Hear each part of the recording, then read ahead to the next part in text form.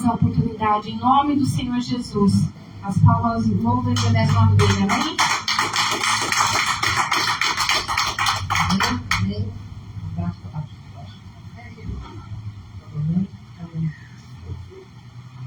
Amém. Amém. Amém. Glória a Deus. Agora tá bom. Eu cumprimento a amada igreja com a gloriosa paz do Senhor.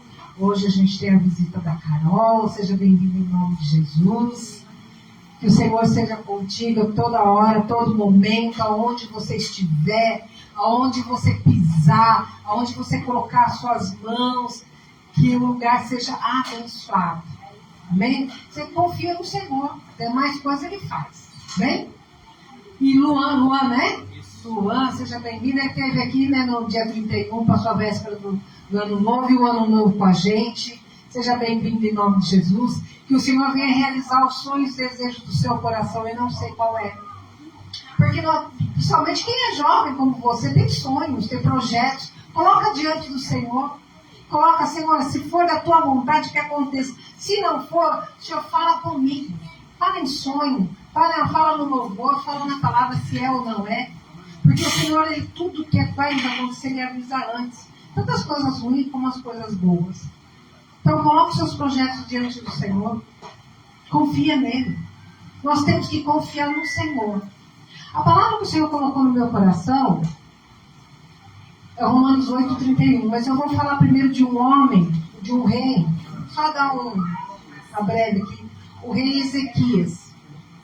Era um rei a qual, depois do rei Salomão, o rei Davi, eu acho que foi o rei que conseguiu mais coisas com o Senhor, que conseguiu realizar mais coisas, foi mais obediente do que eles, né? Até um certo período, que depois ele desandou, né? Infelizmente, os reis de Israel foram assim, né? E Ezequias, ele estava muito enfermo. Aí você imagina, né? Ele estava muito enfermo, ele tinha um amigo chamado Ezequias. Ele tinha um amigo chamado Isaías. Todo mundo conhece o profeta Isaías? Quem já ouviu falar? Ele era um profeta, muito querido, muito amado, muito usado por Deus. Imagina ter um homem, né, como amigo, né? Mas esse homem, esse amigo, chegou para esse rei e falou assim: você vai morrer. Não, caramba. Mais que eu orei ao Senhor, busquei ao Senhor, eu orei, e Deus falou que você vai morrer. Já pensou um amigo chegar para você e falar assim: você vai morrer? Geralmente é médico, né? Que só te vê de vez em quando, uma vez por mês, de vez em quando, fala: você vai morrer. Mas esse amigo chegou e falou assim: ó, você vai morrer. E o rei Ezequias, vamos lá, não é para abrir a Bíblia não, mas está lá quem quiser, né? Mas está lá em Isaías 38, mas eu só vou ler aqui, ó. No versículo 3 diz assim: disse, lembra-te, Isaías falando para o Senhor, hein? O Senhor falou que ele ia morrer. Isaías falou para o Senhor assim: lembra-te, Senhor, e peço-te de que andei diante de ti com fidelidade, com inteireza de coração, e fiz o que era reto a teus olhos, e ele chorou muitíssimo. Em outras passagens está falando que ele virou para o lado da parede, fez essa oração, chorou fortemente. Em algumas pregações, alguns pregadores vão falar assim: e aí, como está a sua fidelidade com Deus? Você é fiel que nem o rei Ezequias? Você tem obras para colocar diante do Senhor?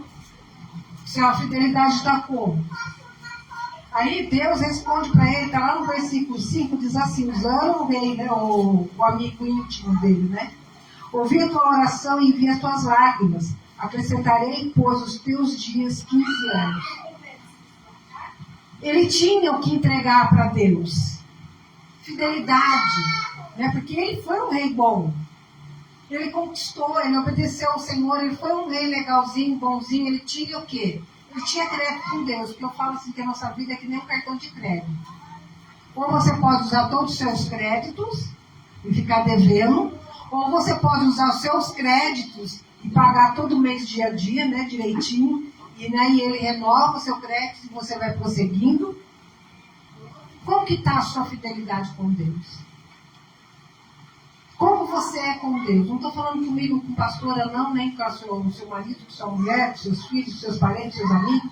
Não, como é você, a sua fidelidade com Deus. Porque o que conta é isso. Se você é fiel com Deus, você também vai ser uma boa pessoa para todo mundo que está à sua volta. Não é errado? Porque você tem Deus no coração. Quando Deus habita em nós e Ele faz sua morada em nós, nós mudamos. Nós somos diferentes, fazemos diferença onde a gente for. Por mais difícil que esteja a nossa situação. Por mais difícil que esteja complicada a nossa vida, por mais temerosos que nós sejamos, por mais que esteja acontecendo coisas que a gente não agrada, que eu vou ler aqui, em Romanos 8:31, por mais que aconteçam as coisas muito ruins, se você é fiel ao Senhor, Ele muda a sua história. Vamos lá? Romanos 8:31. A gente tira, no final do ano, tiramos todas as Bíblias de cima. Tem Bíblia ali no armário? Tem alguém que quer Bíblia? Se não quiser, levanta a mão se quiser. Se não quiser, não tem problema. O bispo vai colocar lá em cima. Mas quem quiser, vai ter lá em cima. Romanos 8:31 diz assim: que diremos, pois, à vista dessas coisas? Se Deus é por nós, quem será contra nós? Aquele que não poupou o seu próprio filho, antes por todos nós o entregou, porventura, não vos dará grandiosamente com ele todas as coisas? Quem intentará acusação contra os eleitos de Deus? E Deus, quem os justifica? Quem os condenará? É Cristo, Jesus, quem morreu, ou antes, quem ressuscitou, a qual está à direita de Deus e também intercede por nós. Quem nos separar do amor de Cristo? Será a tribulação, ou angústia, ou a perseguição, ou a fome, ou a nudez, ou o perigo, ou a espada? Como está escrito, por amor de ti somos entregues à morte o dia todo. Fomos considerados como ovelha para o matador. Quem pode justificar você diante de Deus é Jesus. É Ele. É Ele que pode justificar você. É Ele que vai falar para o Pai, chegar assim quando a gente está naquela fase ruim da nossa vida, né, que só Jesus na causa, só Ele, né, vai dar a direção, só Ele que vai dar o livramento, só Ele que vai dar o escape, só Ele que vai entrar com a providência. Jesus, se você tem crédito com Deus, né, vai chegar para Deus e falar assim: Paizinho, tá vendo aquela irmãzinha? Tá vendo aquele irmãozinho? Eu sei, eles pisam na bola mesmo, eles, de vez em quando eles fazem algumas coisas que vem fora da casinha, mas abençoa. Entra com a providência, entra com a cura, entra com a libertação, realiza aquele sonho. É Jesus. É Jesus que vai chegar perante Deus e falar: ó, dá mais uma oportunidade. Mas aqui Paulo, ele fala assim: mas quem pode nos separar do amor de Deus? Quem que vai impedir de você receber as bênçãos? Quem impede de você ser justificado perante Deus? E nós vemos aqui a tribulação. Tem pessoa que é atribulada. E você chega para a pessoa e fala: você está atribulado, ó, respira, né? Você está fazendo coisas aí, falando coisas que não deve, você está né, causando confusão na minha vida. Né? Tem pessoas que a gente chega e fala. E às vezes o atribulado é nós mesmos. O atribulado, ele não vai entrar no reino de Deus. Aqui está falando a palavra. Por isso nós temos que orar para quê? Senhor, se tem alguma coisa, se tem algum espírito ruim, porque às vezes, amado, por alguma palavra que a gente fala, por uma brecha que a gente dá, o inimigo não vai entrar em nós, mas ele vai ficar aqui do ladinho, cutucando. Ele cutuca. Aquilo que eu falo, se ele não vem pessoalmente, Satanás, ele manda os seus secretários, seus ajudantes. Estou errada? Sempre vai usar um para atormentar a nossa vida. Aí a gente sai fora da casinha, a gente faz escândalo, a gente grita, né, na hora errada, fala duro, fala grosso, fala, né, ofende muitas das vezes. Isso é tribulação, pessoa atribulada, pessoa fora da casinha. Isso nos separa de Cristo. Outra coisa aqui, ó, angústia. Na quinta-feira eu falei sobre ansiedade, né? Ansiedade é o quê? Excesso de futuro. Depressão, excesso de passado. Angústia, quantas pessoas vivem angustiado? Não dorme à noite, fica pensando, só fica pensando nas contas que tem que pagar, só fica pensando coisa ruim. Tem aquele sentimento ruim chorar por nada, à toa, aquela coisa de tristeza. Jesus é alegria. Mas, pastora, eu não tenho motivo para me alegrar. Temos sim. Só o fato de você levantar de manhã e respirar e estar aqui na presença do Senhor já é motivo para se alegrar. Porque muitos, amados, não têm essa oportunidade. Até eu estava comentando um dia com um bispo, eu lembrando muito da época da minha mãe, quando ela se converteu. Meu padrasto nunca proibiu minha mãe de ir na igreja, graças a Deus. Também acho que ela fugiria de casa, né? Ela daria um jeitinho de fugir para ir na igreja. Mas ela conhecia muitas irmãs, a qual chegava do culto apanhada do seu marido. Ela conhecia muitas irmãs que, se a família soubesse que ela ia na igreja, ela era escorraçada. Imagina só, você querer estar na casa do pai e não poder, porque os outros não deixam. Apesar que vai chegar esse dia, que nós vamos ter que fazer culto sem microfone, sem um playback, ou sem instrumento, porque a perseguição ela vai chegar. Vai chegar o dia da perseguição. Hoje, você pode sair da sua casa e vir na casa do Senhor louvar e engrandecer o seu santo nome. Buscar Ele de todo o coração. Perseguição, nós vamos ser perseguidos. E a gente é perseguido por ser crente. Você acha que não? Ninguém chega para você e fala, é a crentinha ali, o crentinho. Ninguém fala. Mas por trás de você, com certeza, fazem piadinha, porque eu sei. Só o fato, porque o brilho do Senhor está em você. Você não precisa chegar para ninguém e falar que você é cristão. Parece que eles veem que você é diferente. Sabe por quê? Porque Jesus está no seu coração. Jesus está em você. Quando você é crente, cristão, verdadeiramente, as pessoas olham para você e falam, mas aquela lá é diferente, eu não posso mexer com ela. Não posso mexer. Não posso ficar falando, pode falar pelas costas, mas na sua frente não vai chamar você de crentinho nem de crentinho. A gente é perseguido. A gente é perseguido porque o inimigo, ele quer que você não venha na casa do Senhor. Aquela perseguição velada que a gente fala que é perseguição oculta, né? Que a gente não vê, mas a gente sabe, a gente sente. Isso nos separa porque a gente dá o medo. Aqui nós vamos ver aqui, né? O medo também. O medo também nos separa, porque nós temos que confiar no Senhor e não temer essas perseguições, não temer o inimigo, porque nós somos mais que vencedores. O Senhor é comigo, o Senhor é com você. A fome não é fome de comida não, amados. Porque muitas das vezes a gente tem um desejo de ler a palavra do Senhor ou orar. E depois eu oro, vai.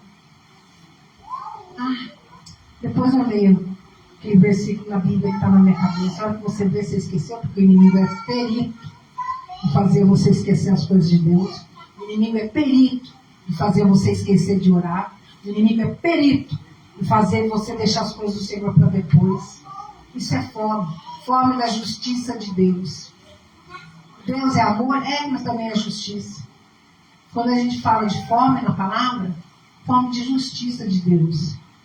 Nós, como cristãos, somos impedidos de falar sobre homofobia. A gente é proibido, né? O homem lá fora fala que a gente não pode falar sobre homossexualismo. Fala que a gente não pode falar. Mas eles podem falar contra nós. Estou errado? E quando a gente fala, nós somos homofóbicos, nós não. Irmãos, eu posso falar porque o meu irmão era gay. E eu amava o meu irmão de todo o meu coração. Eu amava o meu irmão, eu amava porque ele morreu, tá? Não é porque, né, ele já não faz parte da minha vida porque, né, morreu. Mas eu amava o meu irmão. Nunca perdi a oportunidade de falar para ele como Jesus é bom e que Jesus podia mudar toda a vida dele. E quando eu cheguei para uma irmã, né? Uma irmã e falei, tá errado o que você está fazendo, não é bem assim. Eu falei, expus todo, falei como que é, e ela é conhecedora da palavra, ela virou para mim, mas Deus é amor. Deus é amor, mas é justiça. E aí? Mas ele me ama. Com certeza, Deus ama ali todo mundo. Todo mundo Deus ama. Mas não é todo mundo que vai chegar até Deus. Olha a diferença. Temos que andar na justiça de Deus. Não podemos mudar uma palavra do que está escrito. Se está falando que é pecado, é pecado. Não adianta. Eu não vou mudar a palavra do Senhor porque a minha amiguinha ou o meu amiguinho é diferente. Eu não posso mudar. Eu, como pastor, eu tenho que chegar e falar, é pecado. Como amiga, eu respeito. Mas como pastor, eu tenho que falar o que é certo, o que é errado na Bíblia. Então a fome tem que ser da justiça de Deus, da palavra de Deus. A gente tem que ter essa fome de querer cada vez mais ler a palavra, andar na sua retidão, fazer a vontade do Senhor. Fazer a vontade do Senhor, obedecer os seus mandamentos. Obedecer. E fica difícil, né? Falar, mas é difícil. Não é. É só deixar aquilo que nos agrada de lado e fazer a vontade do Senhor. E você vai ver que não é tão difícil assim. Ou a espada. Aqui ele já emenda, né? Falando que nós somos como ovelha, todos os dias sendo levada a um matador. A ovelha, quando ela vai morrer, ela sabe que ela vai morrer. Ela não esboça um barulho. O boi ainda, ele esperneia, ele tenta fugir. Como que chama?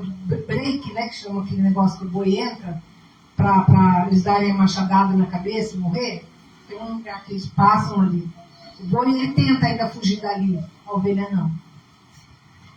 A ovelha é eu e você. Todos os dias Satanás está planejando a sua morte e a minha morte. E não é uma, morte, não, eu vou morrer. Morte física, não. Não. É a morte espiritual. Para você blasfemar contra o Espírito Santo. Porque se você blasfema contra o Espírito Santo, nunca mais você pisa na igreja. Ah, mas a pastora vai me proibir? Não, eu não vou proibir, não. Você não vai ter o desejo, a vontade de estar na presença do Senhor. Todos os dias ele planeja que você morra. Que você não tenha esse sentimento de estar servindo ao Senhor, de fazer tudo certinho. Mas, pastor, tem uma hora que não dá assim. Devagar você chega lá. Quanto mais você lê a palavra do Senhor, quanto mais você busca o Senhor, mais você vai conseguir a santidade. Ele planeja. Colocando o quê? Desânimo. Estou errada? Desânimo. A porta do emprego fecha, não abre mais. A conta bancária vai lá pro chão. Se abre a geladeira, só tem água. Quando tem água, né? Porque às vezes até a garrafa de plástico vai embora. A gente não sabe nem por que sumiu dentro da geladeira, né? Teve uma época da minha vida que abria, só tinha... No freezer só tinha macarronada. Pode perguntar para Jular. No freezer só tinha macarrão congelado. Para fazer sopa. E abria, era só água dentro da geladeira. Nem ovo não tinha. Passou, foi uma fase que passou. Mas passou por quê? Porque eu busquei o Senhor. Foi fácil? Não. Tinha vontade de estar sentado onde vocês estão sentados? Não. Eu saía por essa porta, por esse portão, né? Que tem um portão aqui, falando para o Senhor, Senhor, eu não tenho um pingo de vontade, porque eu sou muito sincera perante Deus. Tenho um pingo de vontade na sua casa. Tenho um pingo de vontade de servir o Senhor, mas eu quero ver o meu inimigo por terra. Aquele que me humilha, aquele que me coloca no chão, aquele que fica toda hora falando na minha cabeça que eu não sou nada, que eu não sou ninguém, que eu nunca vou ter nada. Era isso, essa voz que eu escutava.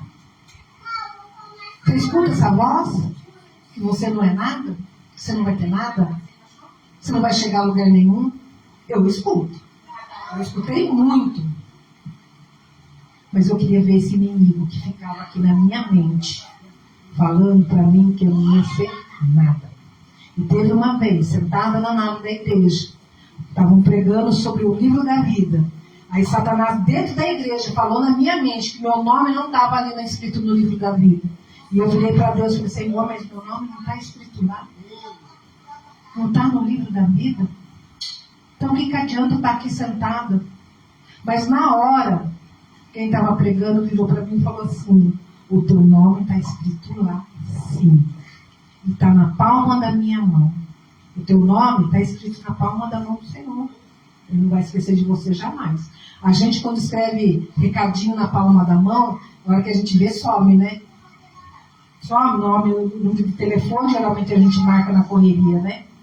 Pix, né? Hoje em dia tudo é Pix, né? Na hora que a gente vê, sumiu. Mas na mão de Deus o seu nome não se apaga. Só se você blasfemar contra o Espírito Santo, aí não tem jeito. Mas do contrário, Deus sempre vai dar um jeitinho de te chamar de volta. Ele vai estar sempre tentando fazer com que você morra. Por isso que nós somos entregues todos os dias como ovelha para o matador. Que coisa, né, irmãos? Que coisa. Saber que todo dia a gente está com a sentença de morte ali. Aí quando chega no final do dia, à noite, a hora que você vai deitar, agradece o Senhor por mais um dia você estar ali firme e forte com o Senhor. Eu gosto muito daquele livro dos Apóstolos Anônimos, né? Que eles falam, só por hoje não bebi. E eu falo, só por hoje eu não morri. Só por hoje eu não perdi a minha bênção. Só por hoje eu não perdi a minha graça. Só por hoje eu não perdi a minha salvação. Só por hoje, porque amanhã eu não sei do meu dia. Basta o seu dia, o seu mal. Amanhã pertence ao Senhor, Ele sabe do seu amanhã. Você não sabe. Você pode ter planejado como vai ser sua segunda-feira. Ah, eu vou fazer isso, fazer aquilo, mas quem sabe é o Senhor o que vai te acontecer.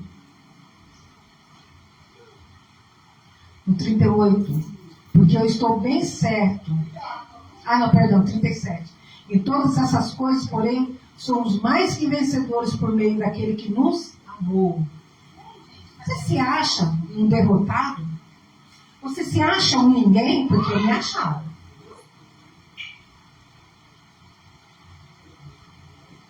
Porque eu era assim, irmã. Como eu não conhecia muito da Bíblia, eu conhecia, eu já ouvi falar. Né? Porque minha mãe era crente.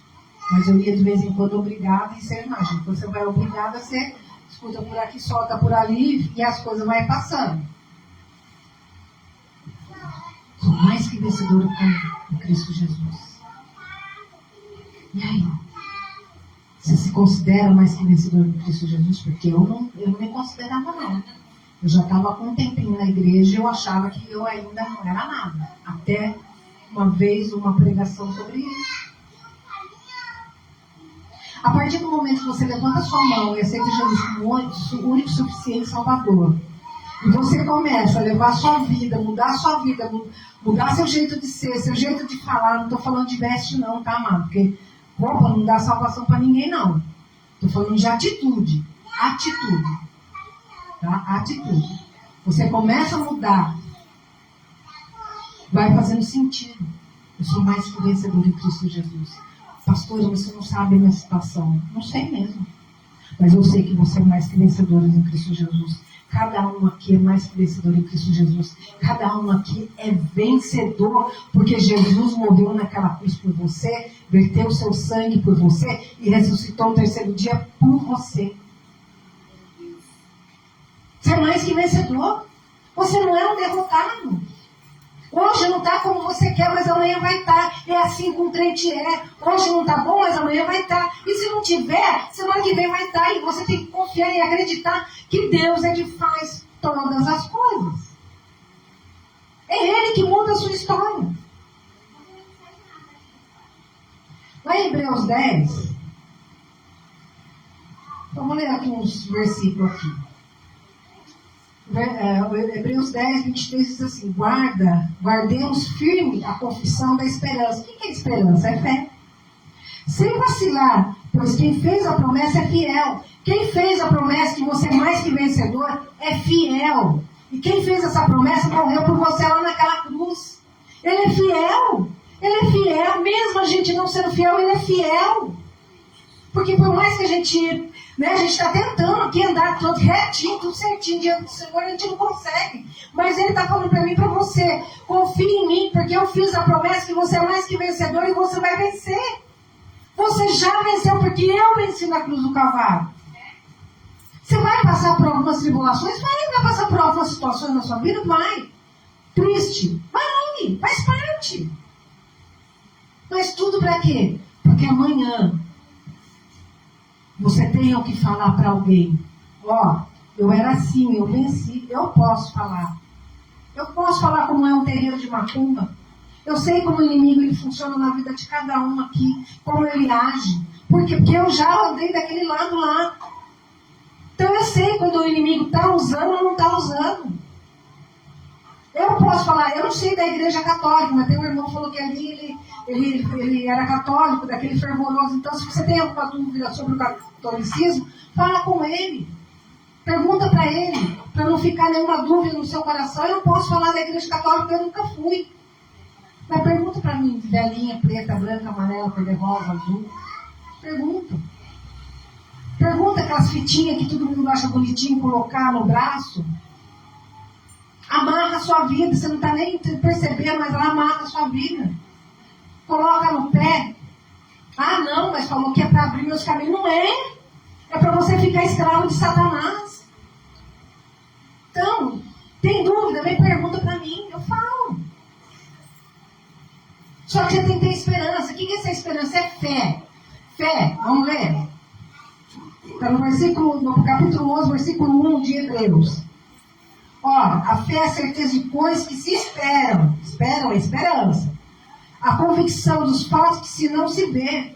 Eu não vejo tal coisa, pastor. Eu não vejo aquela porta de emprego naquela firma. Eu não vejo a minha família na presença do Senhor. Eu não consigo enxergar a minha esposa, meu esposo liberto. Eu não consigo enxergar meu chefe me tratando bem. Eu não consigo enxergar o meu casamento ser diferente. Mas pela fé, a firme convicção das coisas que não se vê, mas pela fé, está tudo aqui na presença do Senhor. Tudo já aconteceu. Pela fé. Pela fé. É isso que é fé, é esperança naquilo que ainda não aconteceu. Porque se aconteceu, você só agradece.